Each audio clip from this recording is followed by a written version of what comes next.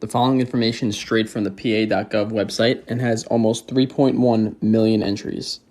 I exported all that information into an Excel sheet, but I was cut off at about 1 million rows, so keep in mind we're working with 1/3 of the whole data set. So the first thing I did was create a column to see if any ballots were mailed out by the government the same day that they were received filled out through the mail by the voter.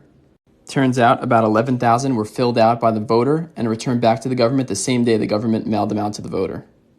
I then created a column to see if there were any applications that were approved by the government, mailed out by the government, received by the voter, and then filled out by the voter and mailed back to the government on the same day. And there were 8,205 cases of that. And lastly, I created a column to see if there were any ballots that were received through the mail, filled out before they were even mailed out by the government. There were 7,403 cases of that. Pause the screen to read each definition of the columns.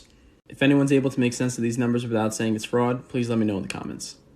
Pennsylvania mail-in ballot data, Part 2. This data comes straight from pa.gov, and we will be holding our phone horizontally for this video.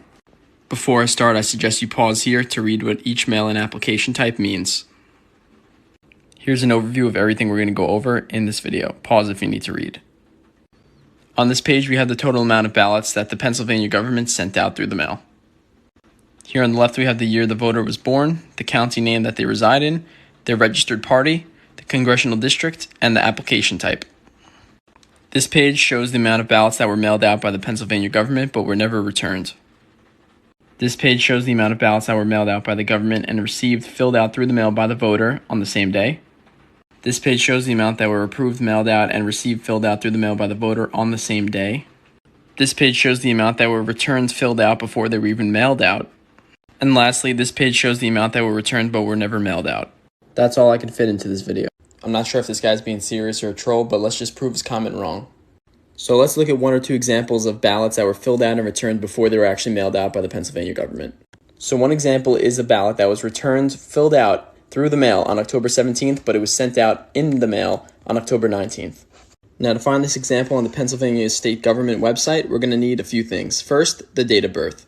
So let's go to the Pennsylvania government website, which has all 3.1 million examples, as seen right here. And we're going to hit the little filter right here. And we're going to enter in that birthday. So we entered that birthday, and now there's only 3 examples. Next, we had a filter for the ballot return date, and in this case, it was 10/17/2020. And look at that, only one result comes up. And the ballot was returned 10/17/2020. Ballot was mailed out 10/19/2020, straight from the government website. Feel free to fact check any of the ones on the screen, and if you want, I can send you a file with all of them. Stop trying to discredit ballot information.